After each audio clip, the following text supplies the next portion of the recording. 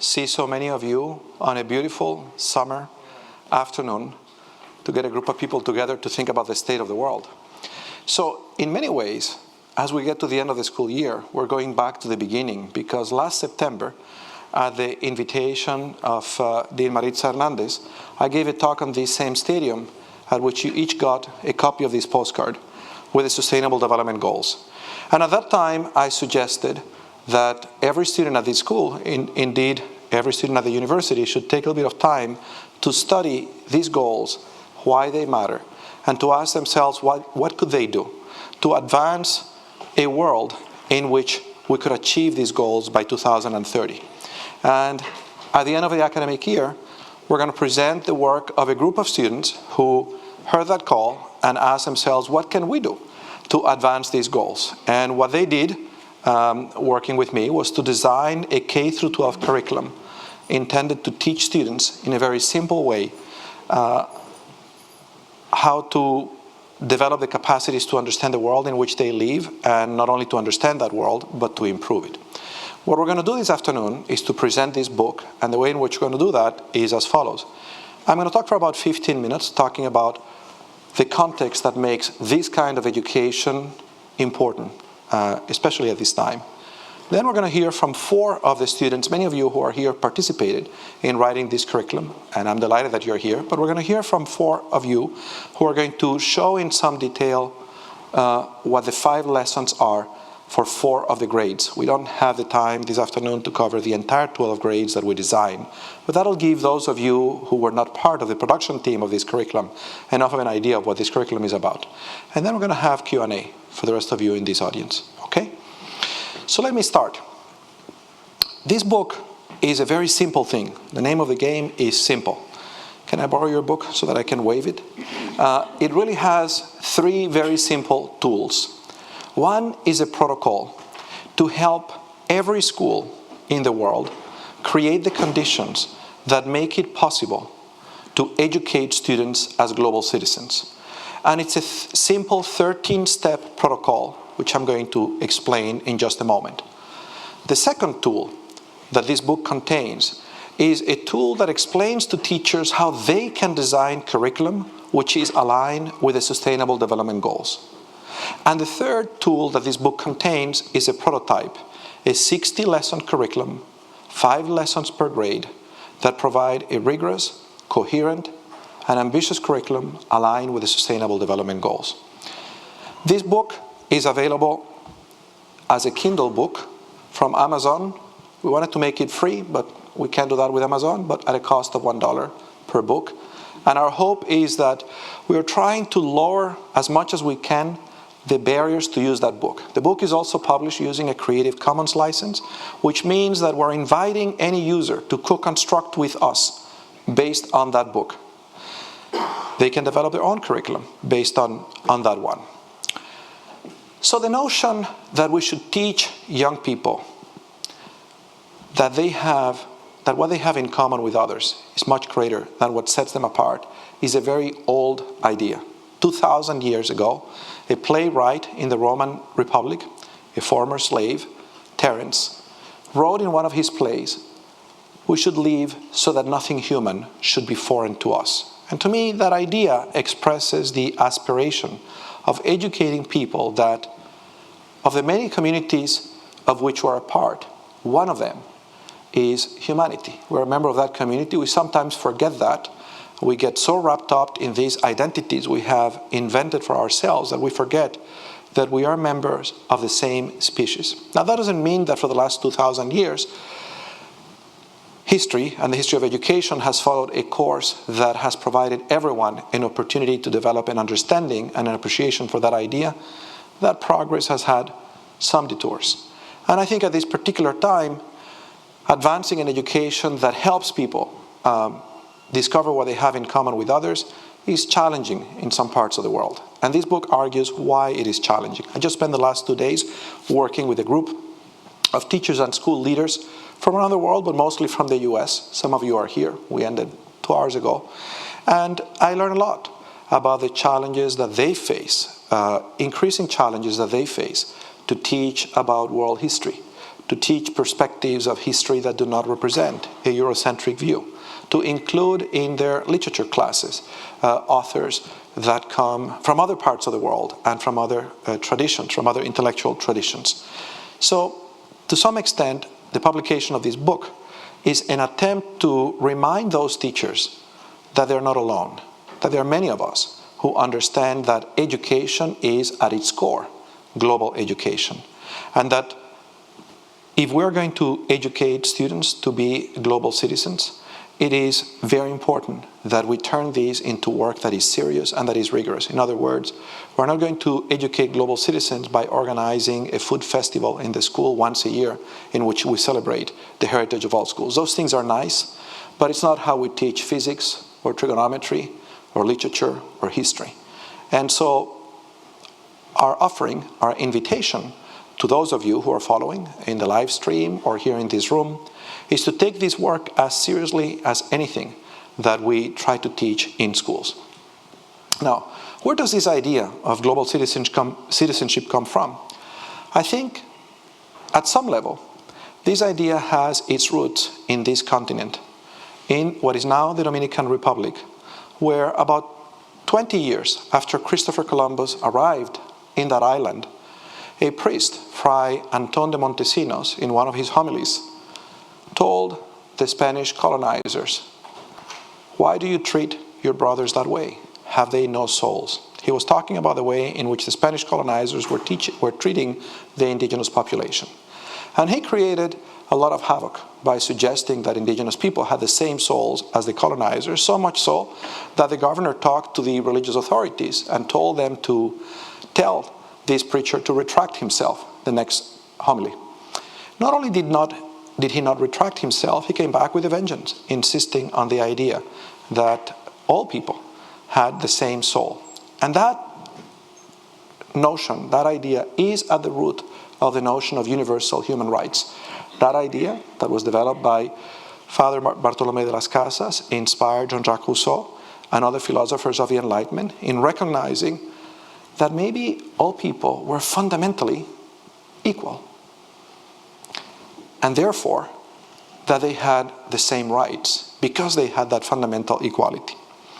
So, of course, that notion that people are fundamentally equal found expression in a document produced in 1947, 2 years after the end of World War II. Last week, we commemorated the surrendering of Germany in World War II.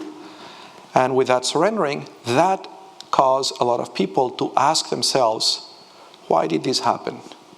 Not why did they do it? Why did we allow this to happen? What were we thinking?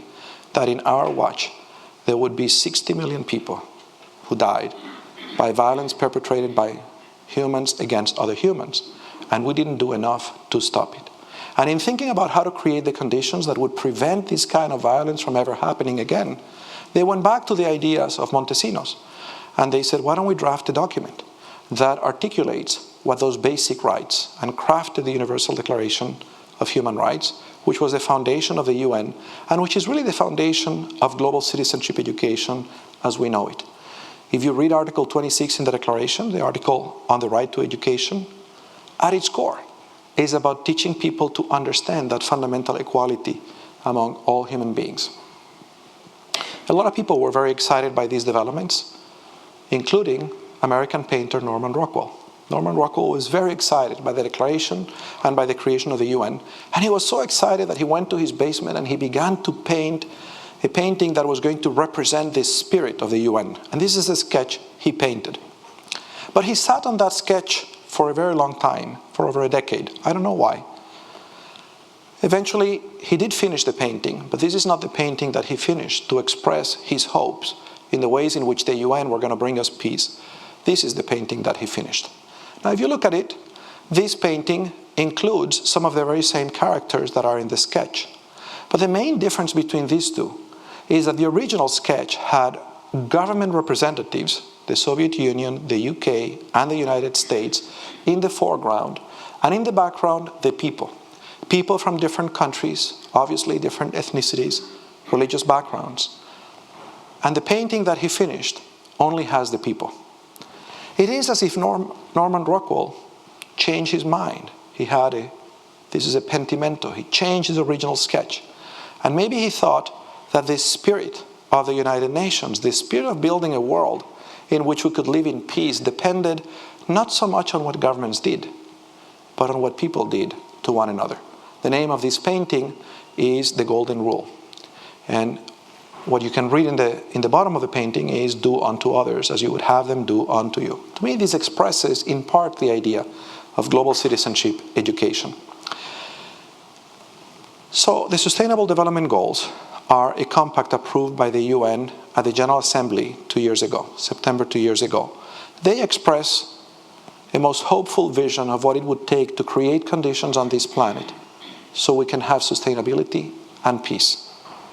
It's basically, what would it take to create a world without poverty, with a lot more inclusion of all kinds of people, in the opportunity to participate in society, and in ways that allow us to relate to the environment in ways that are sustainable.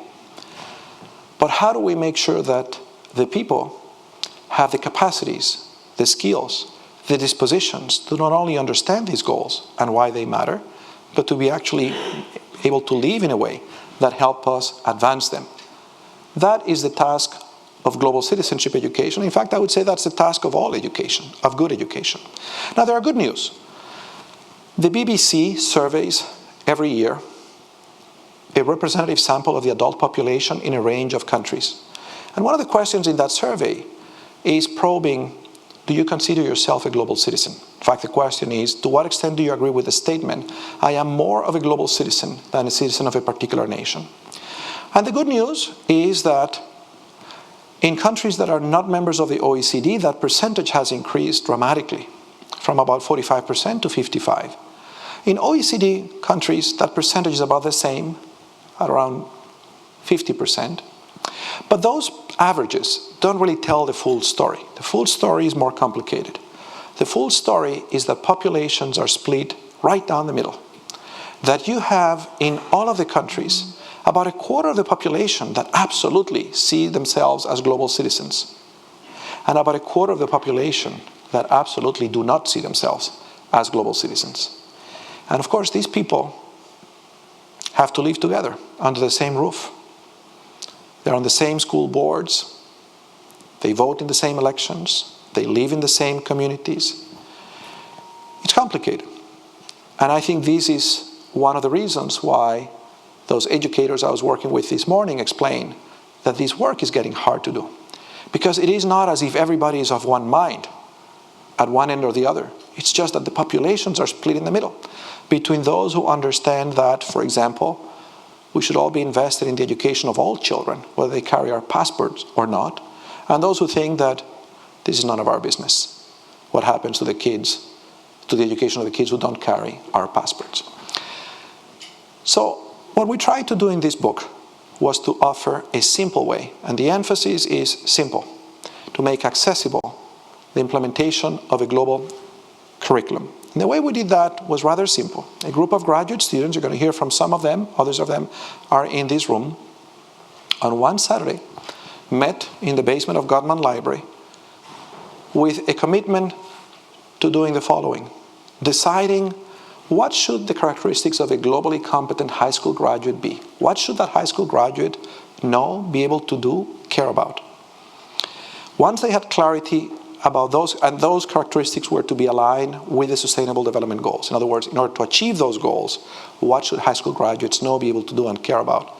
Once that was clear, they said, how do we design a curriculum from first grade to 12th grade that gradually builds that capacity, that provides at every step of a sequence of educational opportunities the foundation for continuing to develop those skills in the next step, and the next step after that, and the next step. In other words, the very same way in which we teach mathematics, or language, or history, or anything that we care about.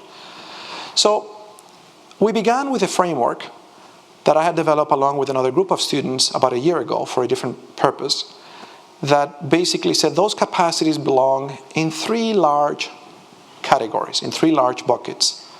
One bucket is intercultural competency. And that includes the capacity to relate to others, the capacity to think to relate to oneself and ethics, certain knowledge and skills, and then certain work and mind habits. So they work with that original framework and they modified them. And what you see in the book are essentially they reduced that, and I think may have added a few things, not very many, but produced a more manageable version of that framework because the original framework had too much in it. And I think that work took us a couple of hours. And an important takeaway for us, especially for those of you who are going to try to replicate that process in your schools, is that we didn't set out to have a perfect agreement, but rather to have a working agreement, an agreement that was good enough, not perfect. We know if we had tried to have something that was perfect, we might still be discussing it. And our perspective is that if we're going to advance global education, we should avoid the paralysis that results from hoping to get it perfect the first time around, and be satisfied with producing something that is good enough and that allows us to actually act as opposed to contemplate the world or ideas about the world, and then learn from the result of our actions. And so that's how they developed these 60 lessons. These 60 lessons are a prototype, a provocation, an offer. You don't need to take them the way they are, you can change them. You can develop your own 60. What we set out to do was to prove that you could develop 60 lessons in a rather limited number of time. Now, we didn't stop producing those lessons that Saturday. In fact, the whole thing wasn't exactly finished that Saturday. Some of those teams had to do a little bit more work offline.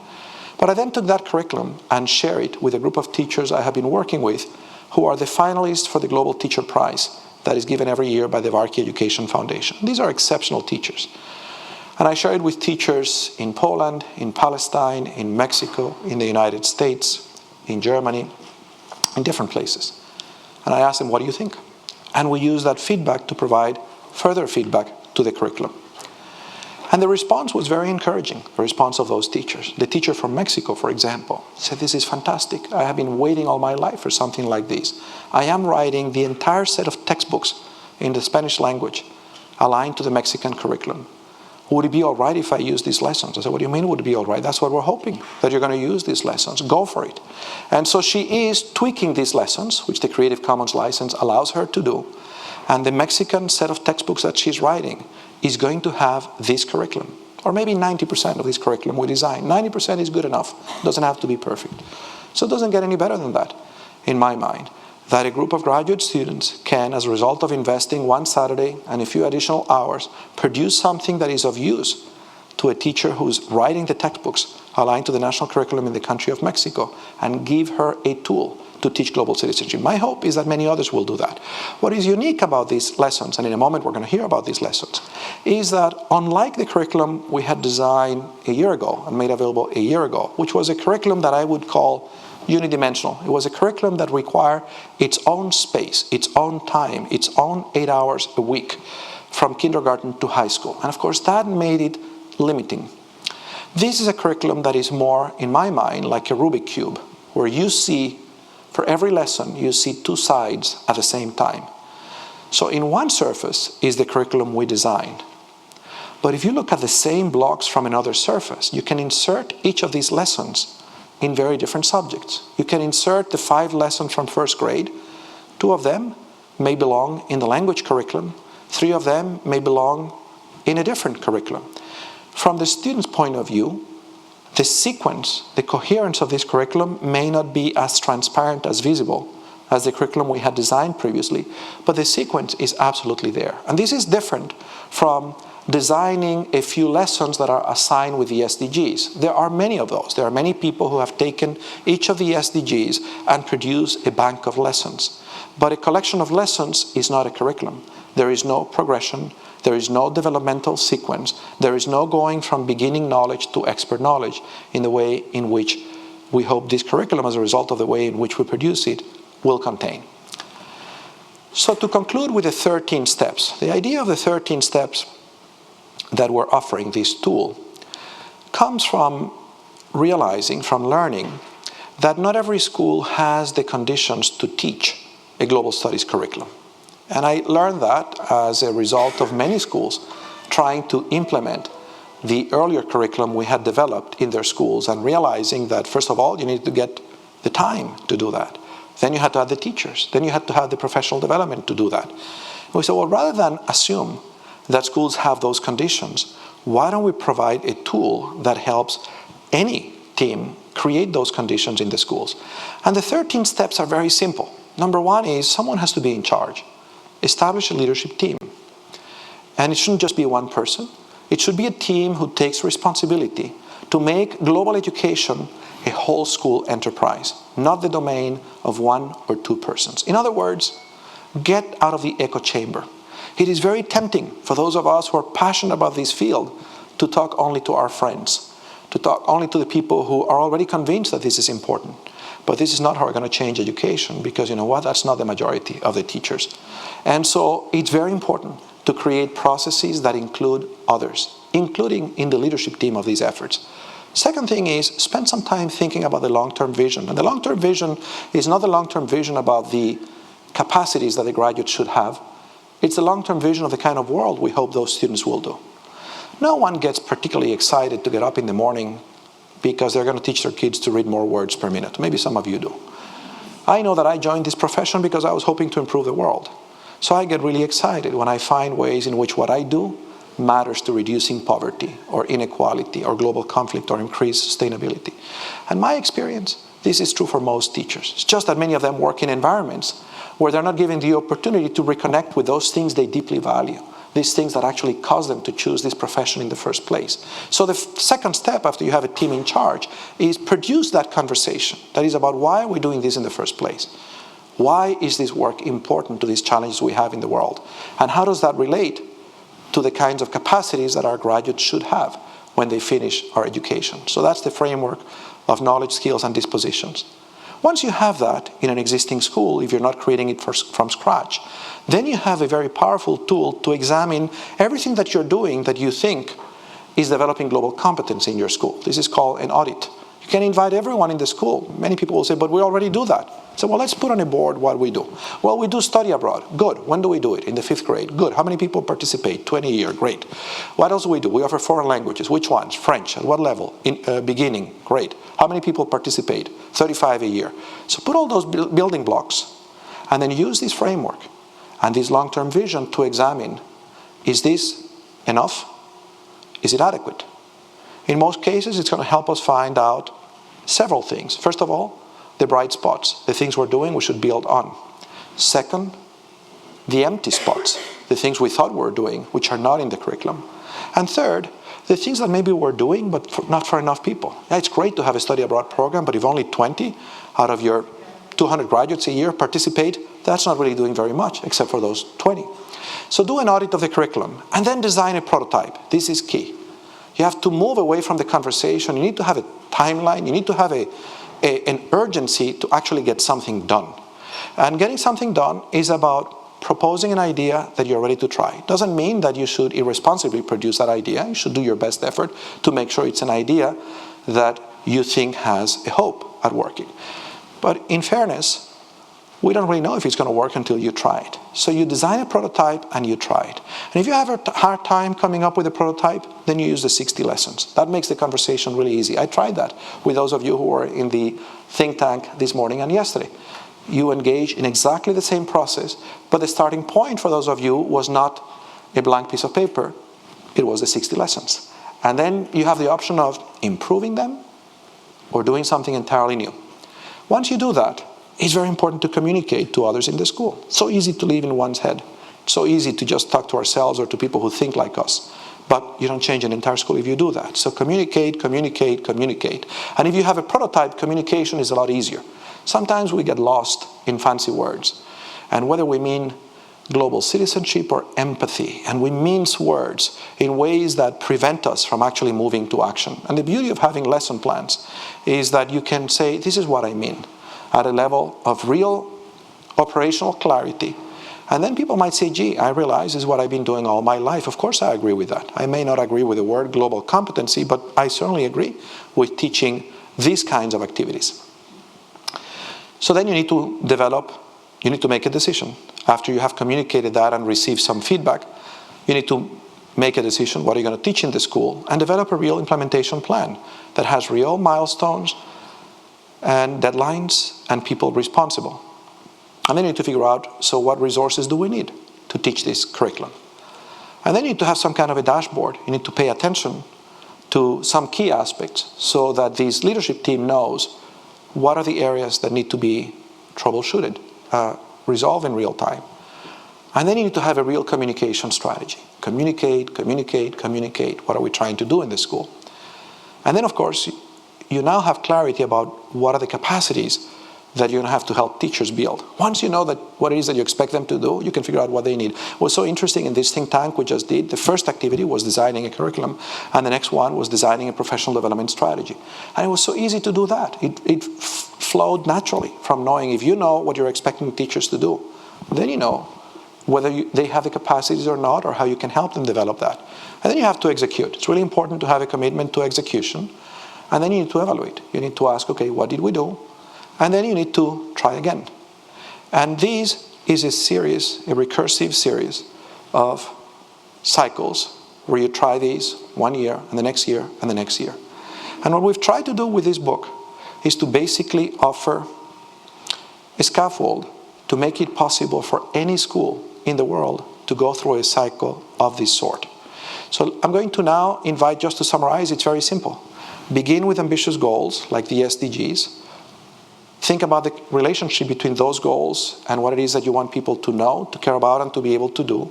Translate that into real clarity in terms of the pedagogical experiences, the learning experiences, the lesson plans, and then iterate between those two. You try them and you develop more clarity on what the competencies are.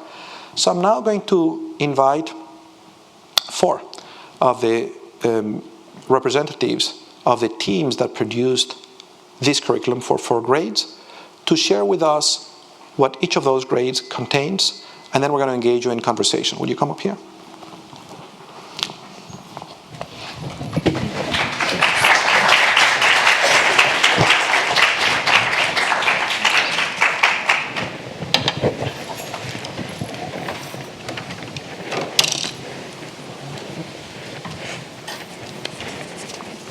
Who's going next? Hi guys, nice to see you again. So I'll start. And what's your name? My name is Tanya. I was one of the 37 members of this wonderful team that worked together, if you can picture it, in one Google document simultaneously on one Saturday.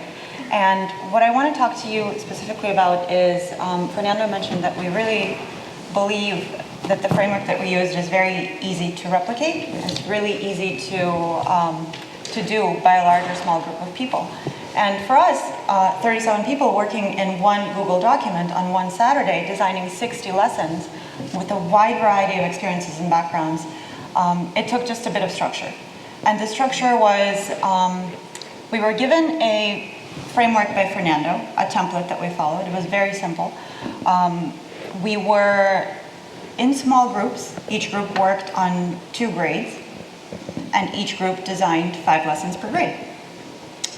So the lesson plan template covered very basic and simple things, like during which classes can you implement this lesson plan, how long it will take, what kind of resources you will need, but also some very specific core elements, such as the understanding goals, such as the support for the teacher, additional resources, what we want the student to learn and gain and retain after the lesson.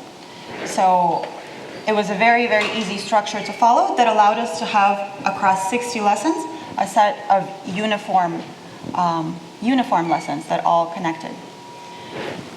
We had a lesson scaffold. So each lesson, and you will see in the book, is introduced with a lesson scaffold. The lesson scaffold gives you an idea of the grade and what it should convey to the student, as well as a breakout of the 5 lessons and how they connect with each other. So for lesson 1, which is what my team did, again, we were 5 students who were from 5 different countries with a wide variety of different past experiences. We found that in order to understand the Sustainable Development Goals, it's important for the student, the child, to understand who he or she is and how they fit into this world. And so our lesson was really about understanding who you are as an individual, as a member of a community, as a member of your classroom, and as a member of this world. And through our lesson, we took students through these experiences. We used various mechanisms that were relatively simple to convey these ideas. So students start with thinking about themselves in terms of a self-portrait. So we're engaging a student, a first grader, to paint a picture of themselves and then using the medium of art and using the medium of language to share with another student what it is they want to convey about themselves. Using the medium of M&Ms, we talked about equity and equality and sharing and how we all have a set of limited resources that we all want to have access to. Based on the M&M experience, the M&M inequality, artificially induced M&M inequality, we have students think about rights that we all share in a classroom. And this took us to designing a declaration of our rights within the first grade. So this was an example of what the logic and the framework for the first grade was. But one thing that is unique about this book is that, as Fernando mentioned, there is a certain arc that we're striving to follow. And on the screen, you will see the 12 lessons and this sequence and the logic that allows each lesson to flow from one to the next.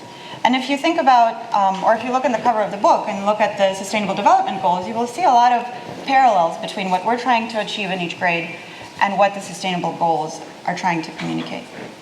Midori will give an example of Lesson 10 specifically, and from Lesson 1 to Lesson 10, you will be able to see the art. Thank you, Tanya. I'm Madhuri, and did I put up my travel goals accidentally up there? No, this isn't my travel bucket list, though I wish it was. This is actually a list of all the countries and cities that the educator authors have worked in. And there are more, but they wouldn't fit on this page, so I just left them out.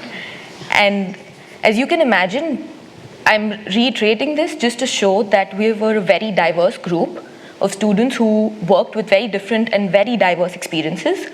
And as I think often happens when there is more than one person in a room, there were different opinions, different ways in which we viewed all of these lessons, and different lenses with which we view the SDGs and global competence. But the one thing that helped us all come together and create the book was the common goal that we have is to help improve education systems around the world. And in my grade, for example, I worked with grade 10. Our team wasn't sure whether students should first look at their own identity and then relate to the world, or they should view the world as a whole and then narrow it down to understanding their own identity by the 5th lesson. And we came to a consensus, and I'm going to talk to you a little briefly about grade 10. The learning goal for grade 10 was it focused on the students' individual sense of agency.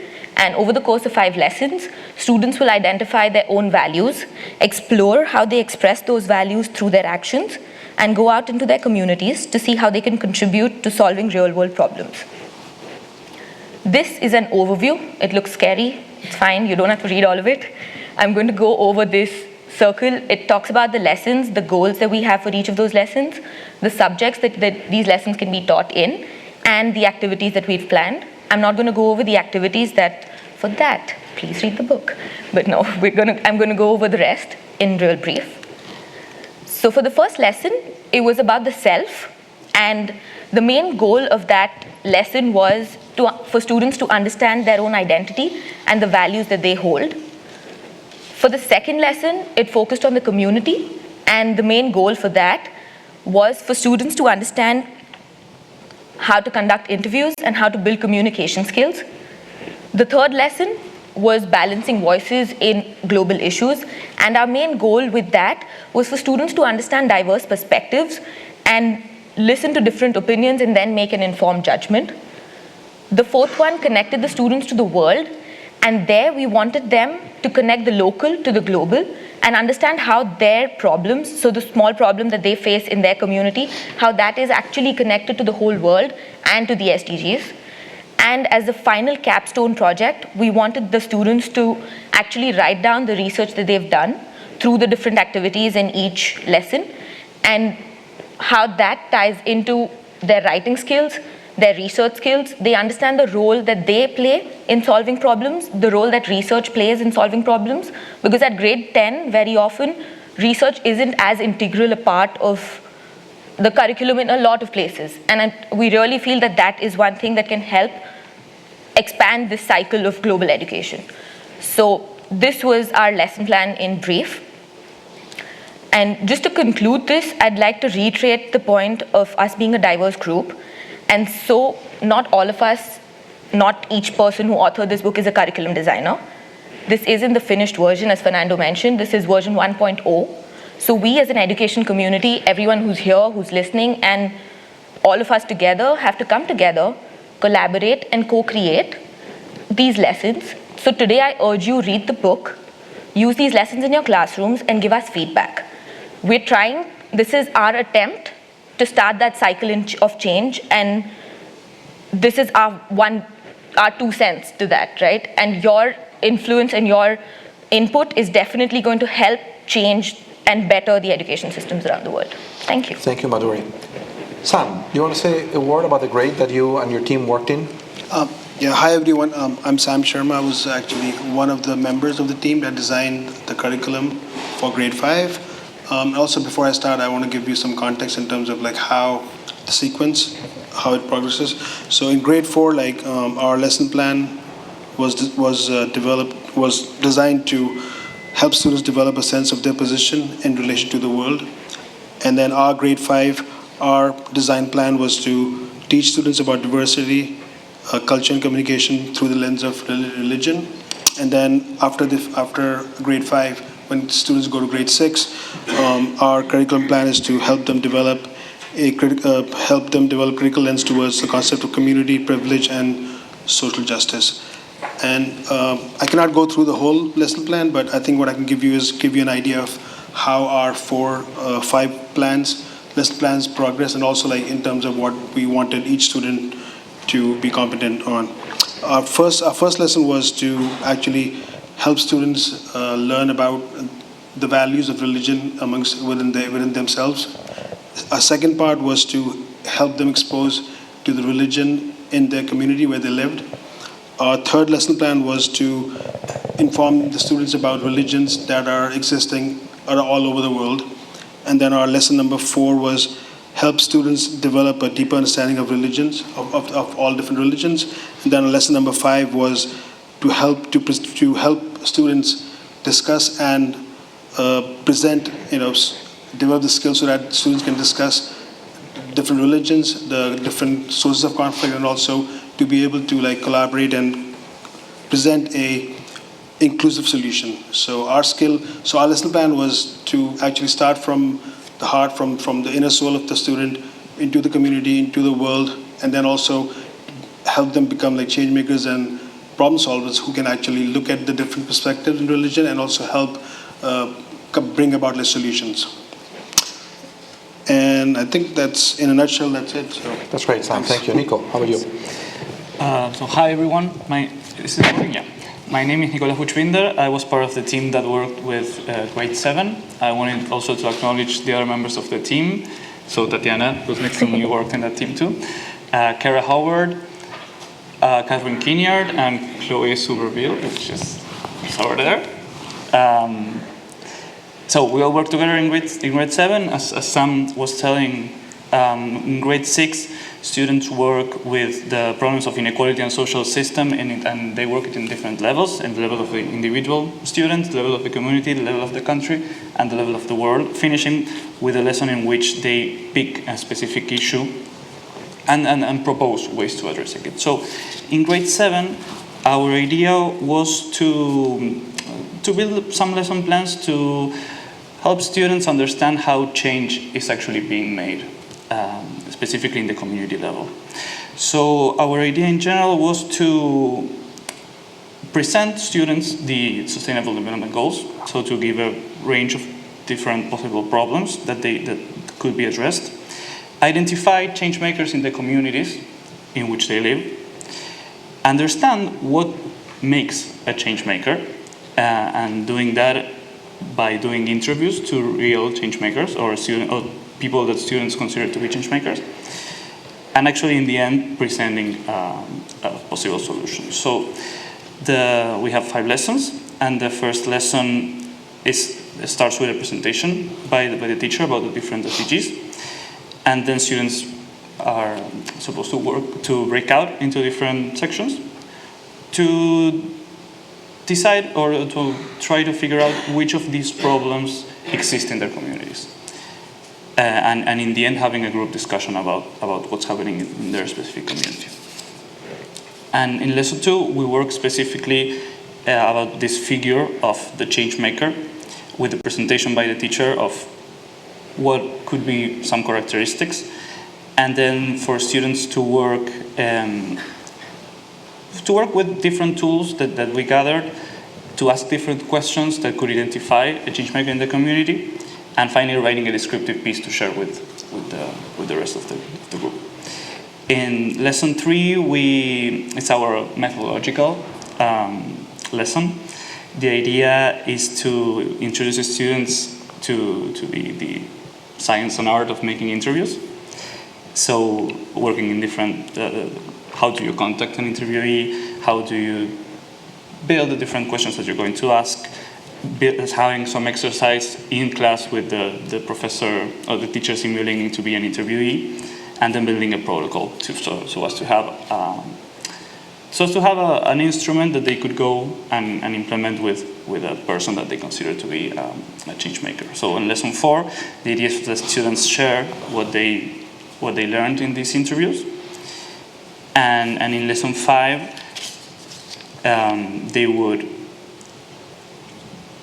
they would connect these issues that they find change makers are addressing in their communities and connect them with the global problems,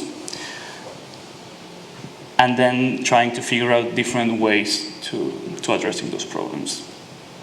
And in that way, we let students be ready to the next grade. In grade 8, students are going to tackle the problems of injustice. So, well, that's the idea. We welcome, as Madhuri was saying, we welcome any question, critique, suggestion. So thanks so much.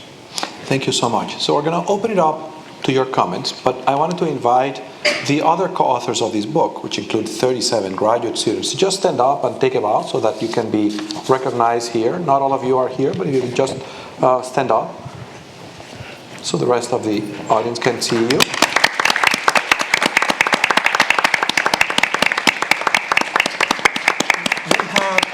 Two microphones on both sides of the room, so if you have a question, a comment, including those of you who co-author that, please share that. I wanted to offer only the following reflection. Now, this is being a bit meta. It's not about the curriculum itself, it's about producing the curriculum.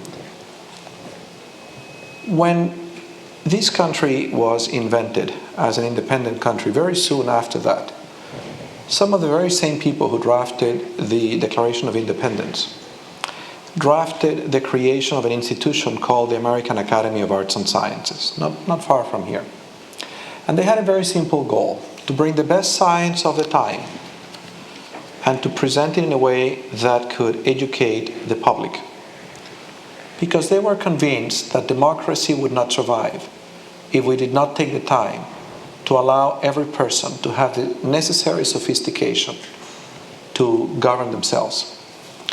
And in many ways, the same aspiration is reflected in the charter of the University of Berlin, which is the modern university. So the modern research university was created to achieve 3 goals: the advancement of knowledge, the promotion of critical thinking, and the education of the larger public, so they could hold states accountable and so that people could govern themselves. I think what this group of students has done illustrates how universities can actually try to solve real problems in the world. Advance an ambitious vision, such as like the SDGs, and translate it in something within reach, such as a simple curriculum that can be taught in elementary schools. Imagine if every student in a school of education in the world had the same agency and responsibility and thought that during their studies they would do something within their reach to solve a real challenge in education.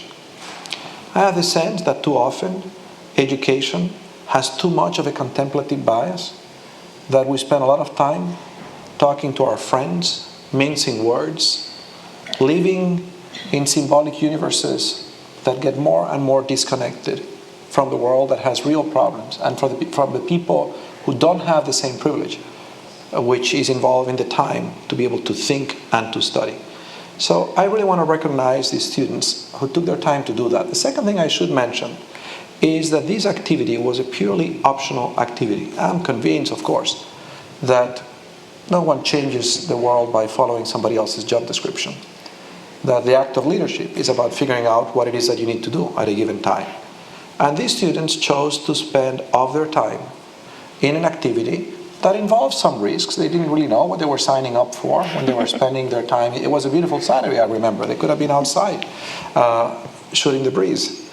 To spend their time in an activity where the only consequence that matters is whether we actually help teachers in the race against the ignorance that is breeding the bigotry that is rising in our communities.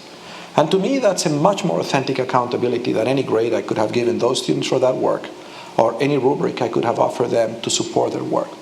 See, I fear that too many times in education, we scaffold the learning so much that we turn it into a very debilitating experience, where we deprive people from the opportunity to decide what does it mean to do what I must to address the challenges of my time. And I think this group of 37 people showed that they are quite capable of doing that and rising to the occasion. So it's been a pleasure. I'd love to hear from those of you who either co-constructed this curriculum or those who just came on this Friday afternoon, what your questions are, thoughts, comments. Richard, I knew you would have something to say. Tell us who you are. Hello, I'm Richard Rowe, friend of Fernando's, and also involved in something called the Open Learning Exchange, which is trying to address many of the same issues that you folks have. Let me just say how impressed I am with the model that you have demonstrated here. And let me just say what I think is so impressive about it. First of all, it comes from Harvard, and historically we have expected Harvard to have answers to questions. And what you have done is to pose questions that need answers. It's a very different model. Instead of saying this is the way things need to be, you have said these are the questions that need to be addressed. And I think of it as a part of what I strongly believe should be a groundswell of change in the whole field of education, that it becomes something instead of what I like to call education is top-down, where the authorities teach the people what they should know, as education which is learning where the learners, in fact, build knowledge based upon their experiences and their priorities, and knowledge becomes ground up instead of top down. And so what excites me about what you have done is you have posed questions that enable people around the world to struggle with and to come up with their own answers that are meaningful to them. And it's a great service, so thank you. Thank you, Richard. Other comments? Challenges? Micheline, tell us who you are. Hello, everyone. I'm Micheline Fletcher, and I'm the Director of Pre-K-12 and International Programs here at the Ed School in Professional Education. And I just finished working with Fernando and many others in here on a think tank on global education, and we explored this protocol and some of the materials in the book.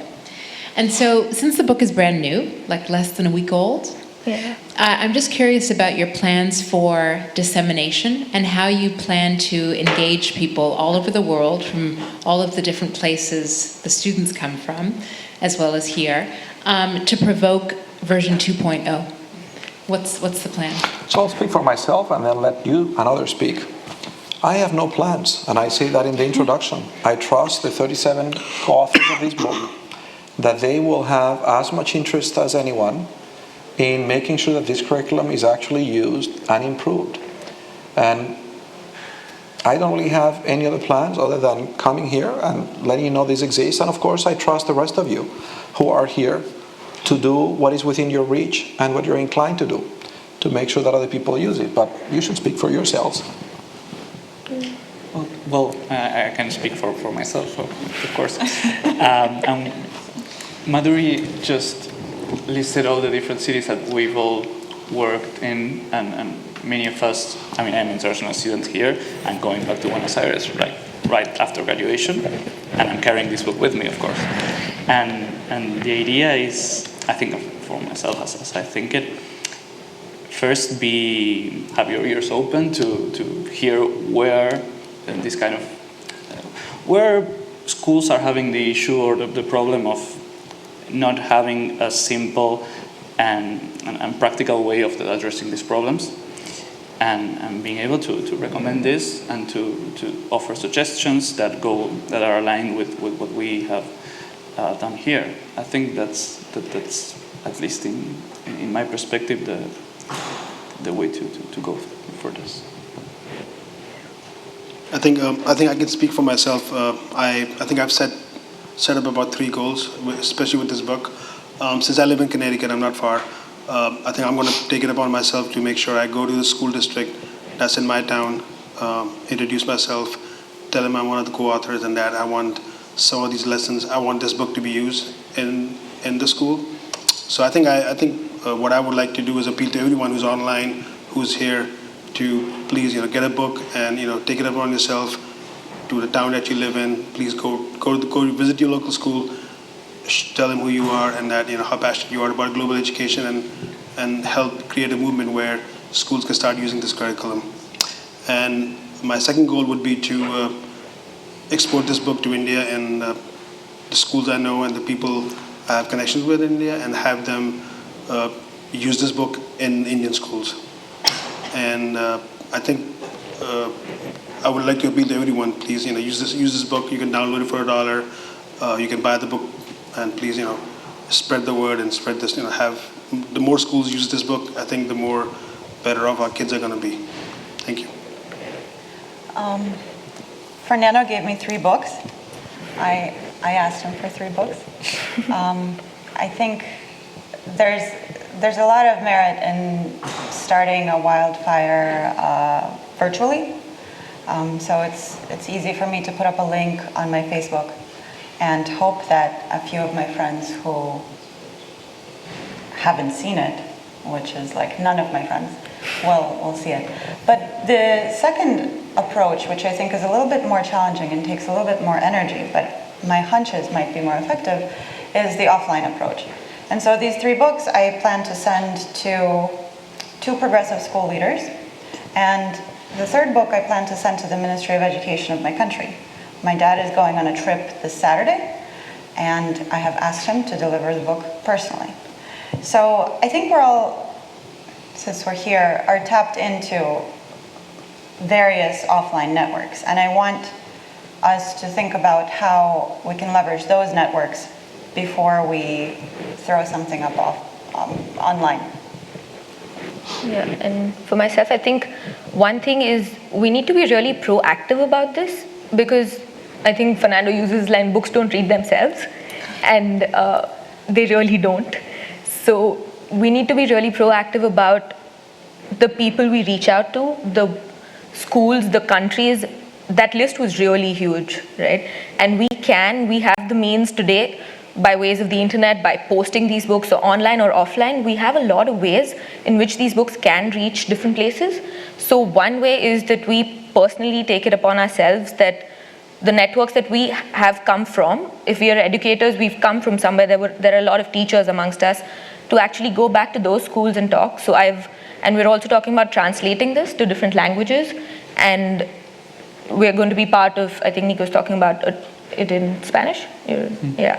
And I was talking to Fernando yesterday about translating into Hindi, which is the spoken language in India, one of the spoken languages. And so we're thinking of translating it and actually personally going to schools, places we've been in, and talking to those teachers about it. There are a lot of networks. For example, the NGO I worked with works also with Teach for India, and they have a huge network, and they always welcome resources. So sending it to someone like them because they can try it out. They have their training sessions where teachers can look at it, see what they like, what they don't like, what they can use, and that I think would be a great way to teach version 2.0.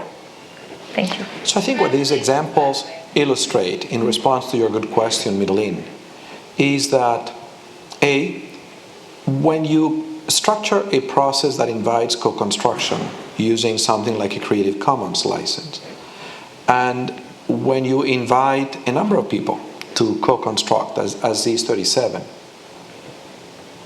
you don't really need to have a complete master plan. You can trust that people will find a way to use it. So for example, this teacher in Mexico who was in the middle of doing something else, writing her books, and this thing, she learned about this thing and she studied it, and it resonated with her, and she said, I didn't have to ask her. She said, I'm going to find a way within my sphere of influence to include these things. And I think that speaks to the importance of having a prototype as opposed to some ideas and some set of goals. We could have spent an entire year or 10 mincing words about the kinds of things that should go in a language curriculum and probably not gotten very far. But the minute you actually have a prototype, you know you have something that is concrete and you offer it for free, then there are tons of people who have their own reasons to say, I want to be part of the enterprise. I'm going to develop, in effect, what she's doing is developing version 2.0 of this thing. And I expect there will be many versions 2.0. You did the same thing when you saw this book and we're running this institute. You said, I want to give this book to each of these 120 participants. And so you've already begun a process of creating many versions 2.0 because I expect a number of them will say, I'm going to find a way to use these in what I'm teaching. Yeah. So tell us who you are. Hi, I'm Karina Baum. I'm the Director of Global Education at Buckingham Brown and Nichols, the school here in Cambridge. So my question is, you have the 13 steps, and that is really useful or I think for teachers or for schools. How do you implement this curriculum? Like, who are the people that need to be in charge? But there's no guidance in terms of what process, or I didn't finish the book, Fernando, I'm sorry, from yesterday to today. The question I have is, while you were designing the curriculum, what process or internal framework each of you used? Just by, learning from you about some of the curriculum, it seems that a lot of it starts with the individual and then go to the community and then go back and see the students embedded in that community somehow. But what process are you following to make sure that students incorporate different perspectives or envision a solution? So the internal process of the design of the curriculum, that's my question. Yeah. I think I can talk more about the Class 5 curriculum. I think if you follow our lesson plans from 1 to 5, and you just see the progression of from the inner heart to the community to the major religions, and then the conflicts in the religions, and how kids can collaborate, become change makers, and actually offer solutions. So I think it's very important for the school to follow the sequence of the lesson plans, and also I think that's the best way to start. And the best thing is to actually start from kindergarten and then follow it in the school all the way till grade 12. But I think it's, I think even if you, and when you do implement it, I think you should be methodical in terms of how you implement it and also follow the sequence. That's my advice. Also, just to add, in terms of the process of how this was built or how it could be implemented, I think if you go through the activities, we very specifically talk about the activities and the assessments so teachers know how to check for what is being learned and not. And they're all related to an SDG. So at the beginning of each lesson plan, as in the template, we talk about what is the bigger goal that it's related to. And then it's broken down into activities as students will do this, and this is how they'll be assessed, and this is how the teacher will know that this is happening. And they'll come up with a final product that will showcase that they have done these steps. So these are 5 lessons, can be in a variety of subjects through, it can be in arts and language and history, but the final thing that they do after lesson 5 should hopefully be an indicator, and there are assessment techniques in that. So it's there, in each lesson has assessments within it. So that should help. I think two things from my end is that if you follow the entire 12 grades, there's two things that are happening. One, exposure to these concepts, and two, repetition. So as you've seen when I presented grade 1 and grade 10, there's a bit of repetition happening and you're constantly cycling back, but also the importance of having that exposure and experiencing it on a personal level in each grade, I think is important. And just one thing about what you say, that many lessons have this sequence of going from the individual level to the global level and then back. I think even if that's not specifically something we like said, okay, in each in fact it's not in all the lessons, but it's something that it's a common trend in many of them. The whole idea of global citizenship is trying to connect what's happening, to understand that what is happening to us in the individual and community level is also happening at the world level, at the country and the world level. So even if we didn't talk about a specific sequence of going each step at a time, that happened naturally. And that's because we have a framework in mind and an idea behind that actually makes what Fernando was saying, makes this a curriculum and not a different bunch of lessons that are put together. Okay, my name is Juan from Peru. I'm future student of HKS, but I think my heart will be here in Harvard Graduate School of Education. First of all, thank you so much for your effort and the generosity to share this with everyone who believes in education. Maybe a simple question, but how do you think we can connect with the teachers in order to motivate them to use this curriculum in the classrooms? So I have a thought. One of the persons who wrote an endorsement for this book, actually two of the persons, are the presidents of the two main teacher organizations in this country. And the other person who wrote an endorsement is the president of the International Federation of Teacher Unions. And one of them, the president of the AFT, reached out immediately after reading the book to write the endorsement and say, we have a platform that disseminates lesson plans. We would love to put all these lessons there. I said, we'll get there, just wait until we get it published and we'll do it. So again, I don't think we need to invent a delivery mechanism. I think that there are people who already have the distribution channels to get to teachers. In this case, both teacher unions have platforms that they use to curate lesson plans, which they think are helpful to teachers. And I expect that other organizations might do similar things. To add something on the same line, I think in many, I'm talking specifically about Argentina right now, but that this happens in many other countries. Some of the things that are treated here are already in the curriculum. The thing is, in many cases, there's no way to translate it practically.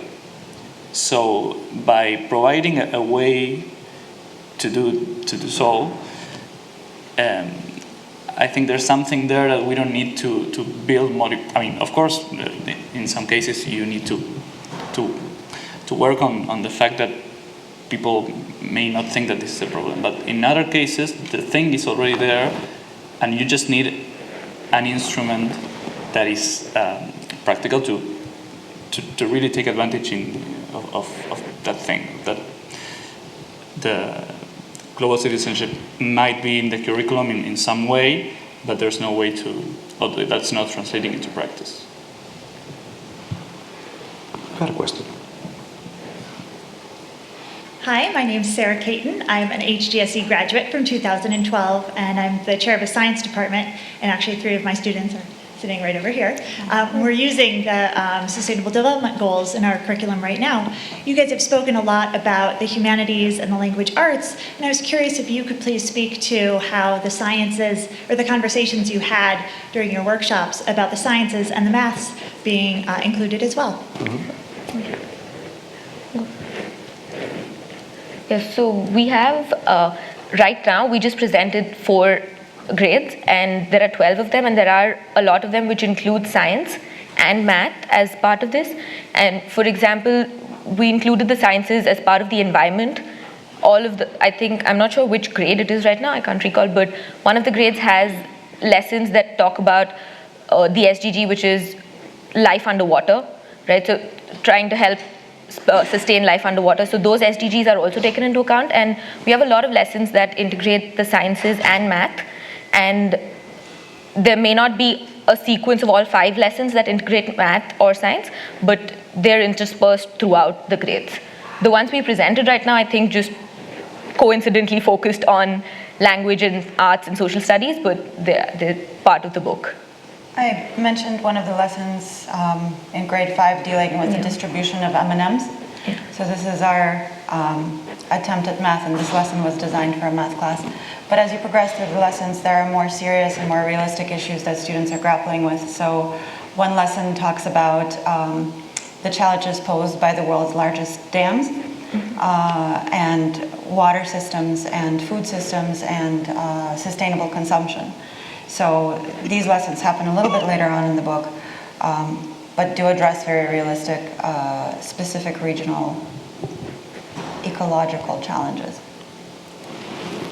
Eduardo, tell us who you are. I am Eduardo Carvalho. I'm director of the ABA Global Education in Brazil. And I was also a Harvard Advanced Fellowship in 2013. Well, my question is, consider that the world is so complex and dynamic. How do you advise the students to upgrade their knowledge about global citizenship? Do you plan to build or create a global issues platform for that purpose? Sounds like a great idea. I don't think we plan to do that ourselves. But one of the goals of this curriculum and others is to engage students in the kinds of activities that we hope help build the capacity to learn throughout lives. And one of the ideas I'm toying with is developing a version of this curriculum that could be actually taught by students themselves on their own. So yeah, the kinds of global challenges that inform the SDGs or this curriculum may evolve over time. We don't know what they're going to be. And so the best way in which we can prepare young people to address them is developing all the capacities so that they can continue to learn and they can continue to build their own skills to recognize and address the challenges that they face.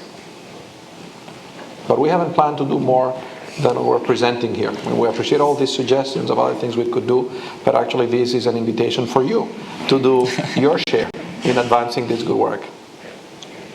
Hi, my name is Flynn Corson. I'm here with Sarah and this group of students, and I just wanted to tell just a brief anecdote, if you'll indulge me for a second before I ask a question. One of our students who I'm about to mortify, I think, Nick, as he and his 9th grade peers are picking up the Sustainable Development Goals and marching through a series of exercises that are meant to produce solutions, regional solutions that are scalable. When we were positioning this challenge in front of Nick and his grade, we kept saying to them, and you need to think like in terms of the real world, as though you are a part of the real world and out there in the real world. And Nick wisely interrupted and said, Mr. Corson, we are in the real world. It's not like we're in the real world or pretending to be. We are the real world. And for teachers that work really hard to make learning relevant and are always thinking about how do you get kids to think like they're in the real world, to have a student finally in my career introduce me and say, no, the real world is right here was just wonderful and a really special moment. And that offers a context for my question. One of the things we're really focused on is how we keep hope paramount in this practice. And the SDGs, it seems to me, form a really great pedagogic framework to get kids busy in practical and relevant ways.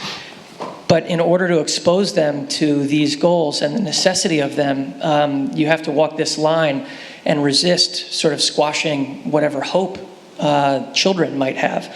And so I wonder, in your work in putting together these lessons in this book, how you dealt with the issue of hope and the hope that you would keep hope central to your work and the work of the kids that will use this book. Thanks.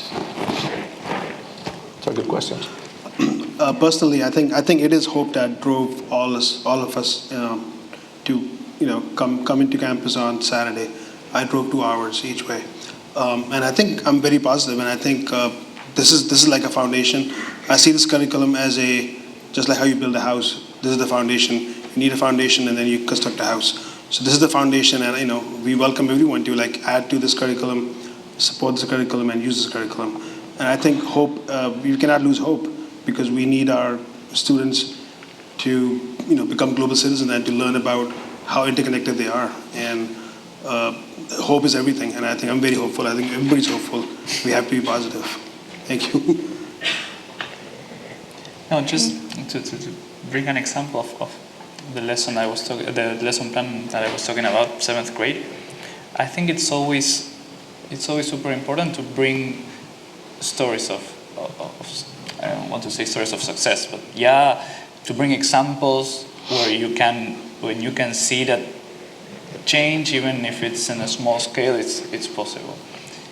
And that's like bringing hope, like bringing the idea that there are some things that we actually can change. So I think that's the way we address that specific problem. Sometimes it's hard, because in many places it's difficult to find stories of success. But if we are not convinced that we actually can do things, then we'd rather stay at home, right? If I can just add one little thing to that I think you mentioned, how do you not let children lose hope? Because if you expose them to this big bad world where everything's wrong at grade 1, and then they're looking at the SDGs and they have to change the world at age 7, I think that's when we try to design these activities. So if they're M&Ms in grade 1 and you're teaching them to be equal, you dividing those M&Ms, I think there's a way to psychology plays a huge role in this, right? So you look at the developmental age of the child and how and what can you expose the child to at that age. So you still break down the goal, but it's simple enough that they understand, okay, these M&Ms, if I have 5 of them, each one can get 1 and I shouldn't eat all 5. And that's equality. And you don't need to give it a name. It doesn't need to be that they know, this is what equality is, but they understand the concept. It's ingrained in them from when they're young. And I don't think that makes them unhopeful in any manner, or it crushes that hope that the world can be better. I think it just helps enhance it. So I have 2 comments on your 2 good questions. On the first one, school as it relates to the real world. That could mean several things. I absolutely agree that it is very important for education to engage students in solving real-world issues as part of the education, as opposed to teach them knowledge in a way that is decontextualized from the world, in the hope that one day they will be able to draw on that knowledge to address issues in the world. So in that sense, engaging students in the world outside the school, as well as in solving issues within their school, is the best preparation to help them build the capacity for problem solving. As to whether the school is the real world or the educational institution, that could mean several things. Of course, a community such as the community here at the Harvard Graduate School of Education is part of the real world. But it may not be a very good reflection of the world outside this institution. Take, for example, the percentage of people who go to bed hungry. There may be some members of our community like that, but I'm pretty certain that the percentage of members of our community who go to bed hungry is much smaller than the percentage of people who go to bed hungry outside. And so I think part of an education is help members of a community understand in what way there is a world outside the walls of the communities of which they are a part that is different from themselves. Help them become aware of their own privilege. Help them become aware that it is very easy to build a community of people just like you and to forget that you have responsibilities and common bonds with people who you may not see as members of the same community of your class. I mean, just any of you who visits a local community college will see the very big differences in the student population in that community college and the student population that walks our campus, for example. And so I think in that sense, part of a good education is helping students get outside the school and engage with others who are different than themselves along a range of lines, and work with them in addressing issues in the real world. Hi, my name is Andrea Relator, and I'm a high school teacher in Virginia, and I just attended the think tank. First of all, I'm really excited about this book, and I can't wait to share it. Lots of great ideas, just an easy thing to say, just do one or do two to my colleagues who are new to this. And I know Fernando didn't give you a rubric on your work in this book, but I think you have your own ideas of what your own rubric would be and the competencies, and you can self-manage to create something that's really powerful. But I spend a lot of time thinking about how I'm going to assess my students. So as we move from traditional lesson plans and activities to working in teams and producing things like 3D models and service learning projects, how do you see the role of assessment changing from formal assessments, like the rubrics and informal assessments, but still giving me as a teacher in a classroom of 28 students, having 5 sections of those classes, the ability to communicate to my students where I think they are in terms of their competency level so that they can improve and build on that. That's a deep question. So this book is a very authentic assessment of our skills as graduate students, I think, both to test our critical analytical thinking, our teamwork, our design thinking. And I think if you flip through these lessons, you will be able to find variations of excellence and opportunity for improvement.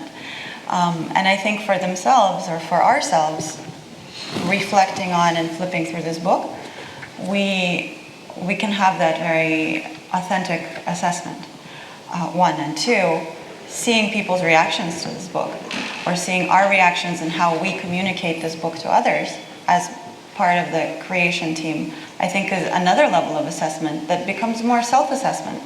That is assessment that is more authentic than perhaps Fernando grading every single lesson. So in this case, this is, I guess, a celebration of project-based learning in a way. That's my personal. I think what I want to add is like the way we've designed this curriculum, especially if you follow the lesson plans and the activities that the students should do. I think just getting a group of students just to engage in that activity and to go through it, that's such a good learning process. So in terms of like assessments, the best way to assess them would be to have them do the activity and also like see the feedback and have students give each other feedback, and also, and you can judge and see like how students are interacting and how interested they are, and also like, and I think and then also like brainstorming, having them sit together, find a solution, and then you can judge and see which student is engaged, and if you're in a process, and if there is collaborative learning, some students they might lag behind, but then they'll learn from other students. So our curriculum is very well designed in terms of how you can engage a group of students to find, to brainstorm something, come up with solutions.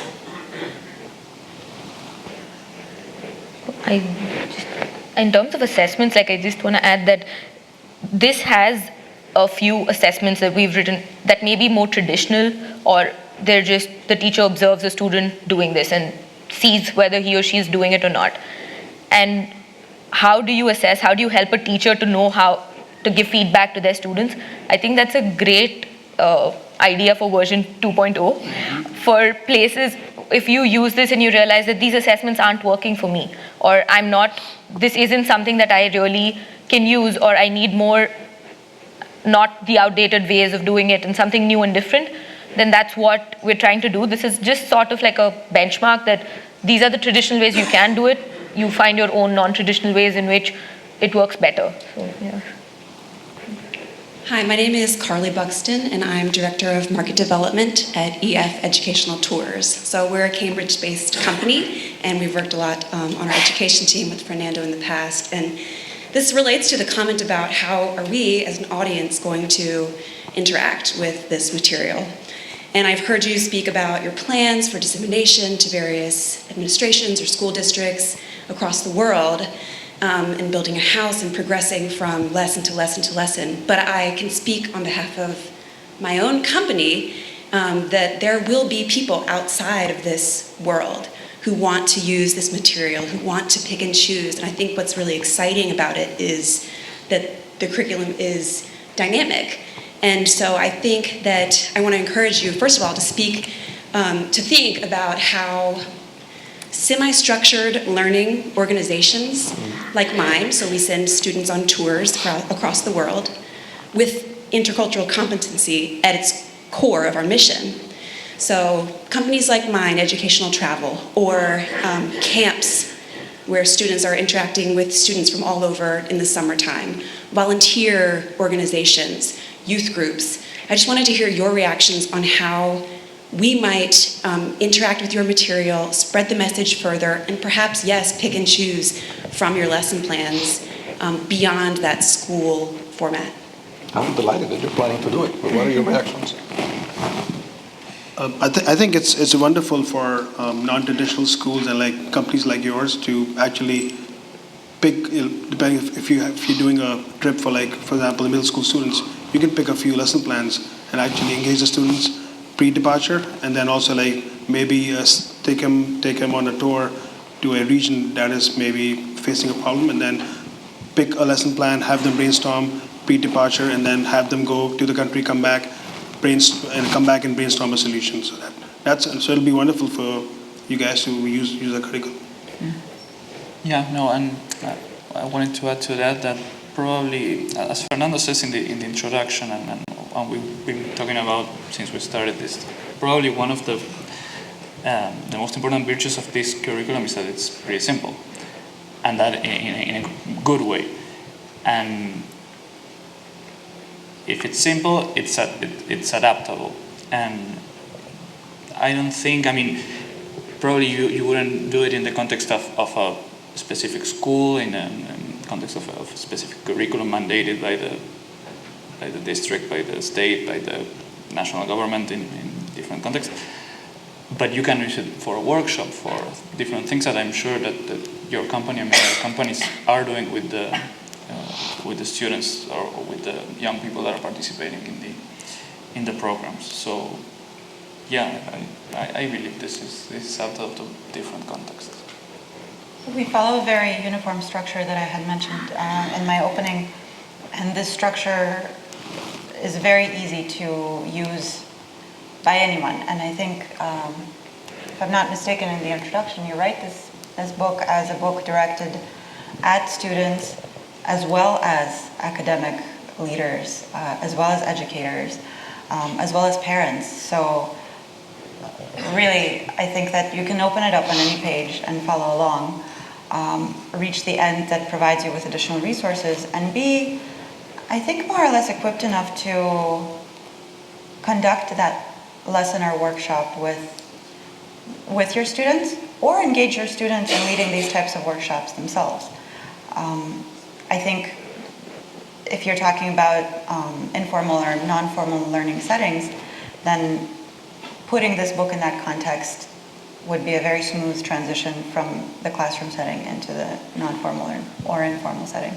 Each lesson is 45 to 60 minutes. There's 5 of them. I think it's elegant.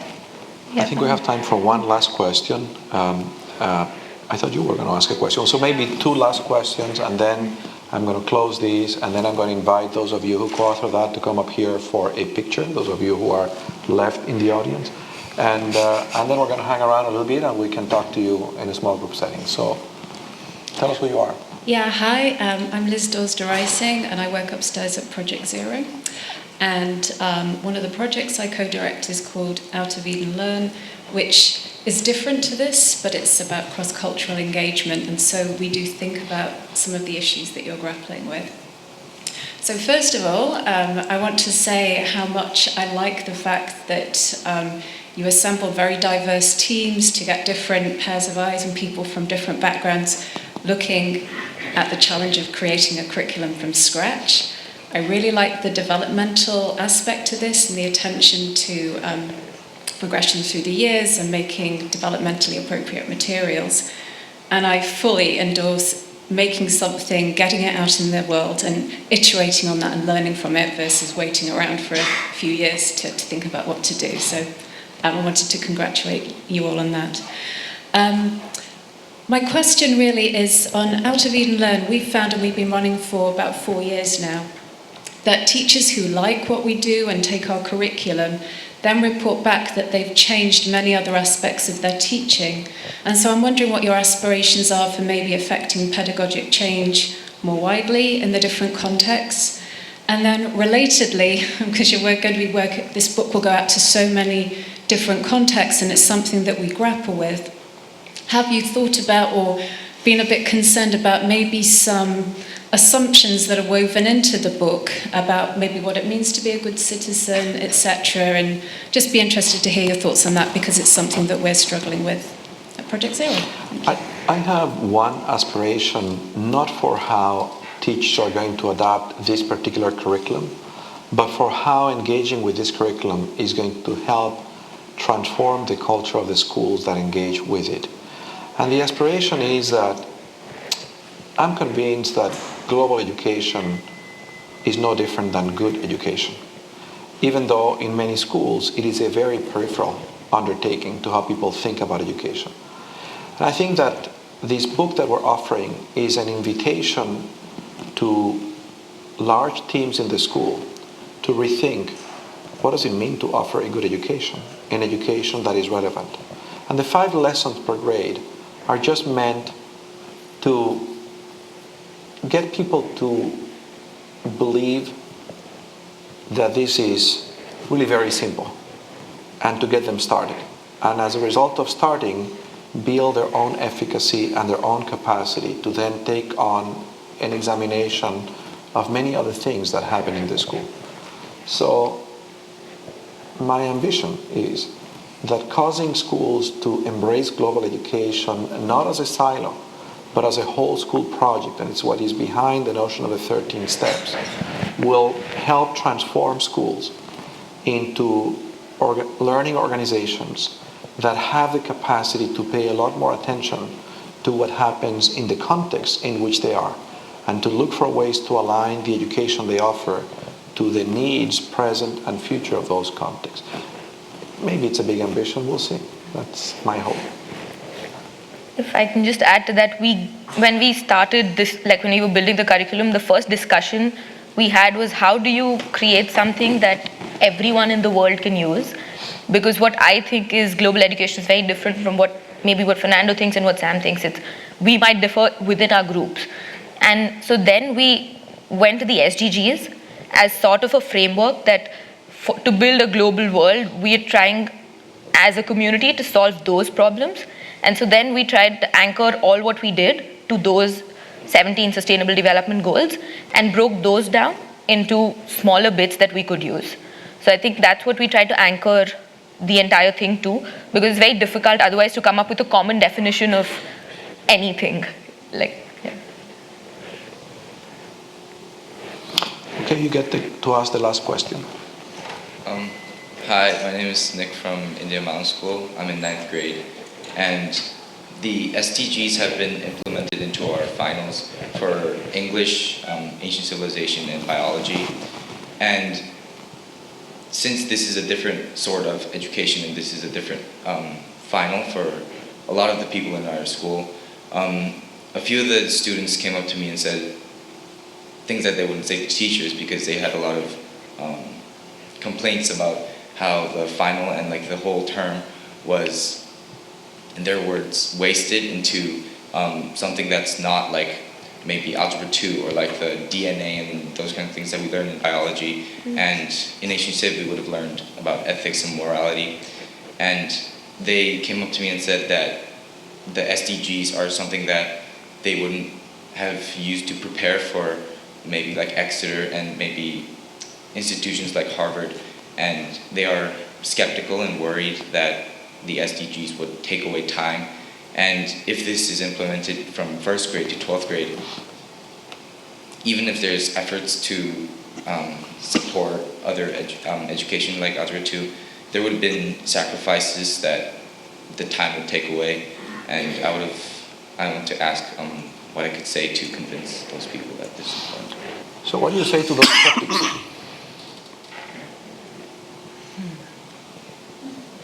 question. So the SDGs is nothing more and nothing less than a vision for how do we create a world at peace and in which we can have relations with the environment that are sustainable. And that is very hard work. It's a lot harder than preparing for one of the AP exams. A lot more important too.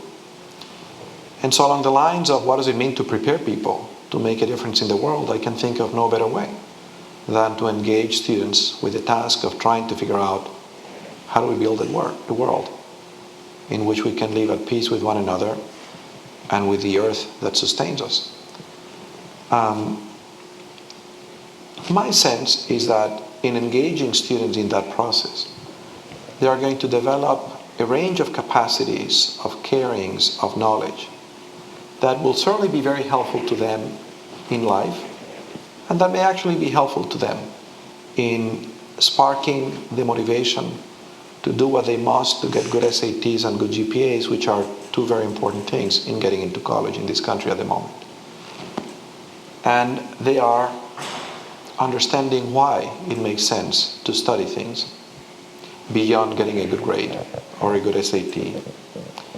To have the motivation to do the extra work, to teach themselves things that are not in the textbook that your teacher is using. To develop the kinds of capacities that in the long term are going to help you. You may or may not know that a few years ago, the Gallup organization, the polling organization, surveyed 30,000 Americans of different ages and asked them two very simple questions. Are you good at what you do? And are you happy?